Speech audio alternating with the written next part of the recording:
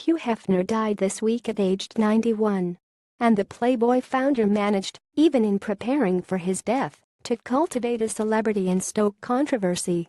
Over the years, Hefner mentioned to reporters where he planned to be buried right next to Marilyn Monroe at the Westwood Village Memorial Park Cemetery. Playboy founder Hugh Hefner often spoke of how he would one day be entombed in the plot he'd bought next to Marilyn Monroe. Her crypt is at the Westwood Village Memorial Park in Los Angeles. Malibu's Getty Images. The Los Angeles Times reported that Hefner paid $75,000 to buy the drawer next to Monroe's in a Los Angeles mausoleum, where her crypt is often marked by the lipstick kisses of her fans. "I'm a believer in things symbolic," Hefner told the newspaper. "Spending eternity next to Marilyn is too sweet to pass up."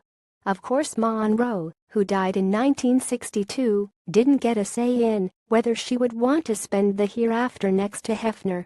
He might not have been her first choice. Monroe was both the cover and centerfold for the very first issue of Playboy. Playboy bunnies Sheila Lavelle and Holly Madison flank Playboy founder Hugh Hefner in front of his Holmby Hills mansion. Robert Moore. Getty Images. In 1948, as a young actress struggling to get a film career going, Monroe had posed nude for photographer Tom Kelly, signing the release form Mona Monroe to avoid association with the photos. She did the shoot because she was broke and needed to make a car payment, according to an account in a book by her friend and photographer George Barris. She said she made Kelly promise that she wouldn't be recognizable in the photographs, and she was paid $50 for the 2-hour shoot. Hugh Hefner poses at Playboy's 60th anniversary special event on January 16, 2014 in Los Angeles, California. Charlie Galley. Getty Images. For Playboy, the photos were sold to Western Lithograph Company, which made a calendar called Golden Dreams out of them. In the fall of 1953, a young Hugh Hefner, living in Chicago with a dream of starting a new kind of men's magazine, heard that a local company owned the photos. He drove out to the suburbs and bought the rights for $500. The cover of that first issue of Playboy, in December 1953, featured a photo of Monroe riding an elephant at Madison Square Garden, one arm stretched high. First time in any magazine full color the famous Marilyn Monroe nude, it trumpeted. Playboy founder Hugh Hefner arrives at Stansted Airport on June 2, 2011 in Stansted, England. Dan Kitwood. Getty Images. The magazine had no date on the cover, in case copies struggled to sell, according to the Times obituary. And while Monroe's name and body were splashed across the magazine, Hefner kept his own name out of the issue, in case the business failed. Instead, it launched his empire. And Monroe was never paid anything more for the photograph than the original $50.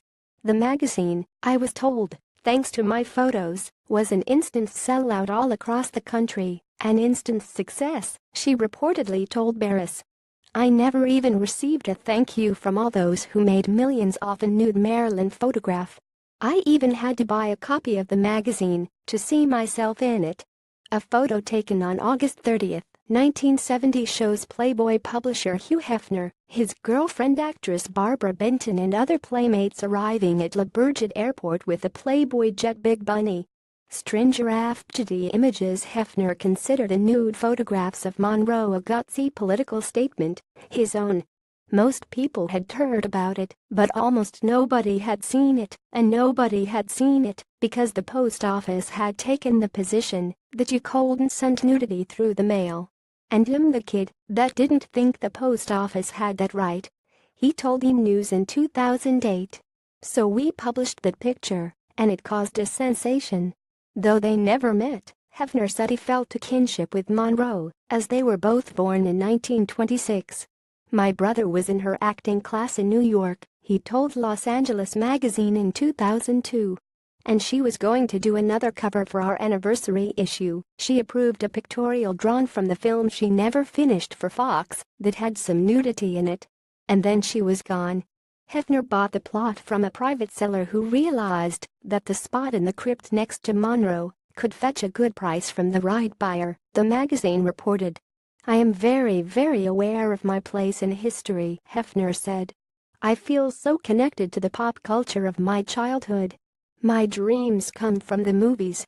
That's why I live in Los Angeles. Copyright 2017 NPR. To see more, visit http://www.npr.org.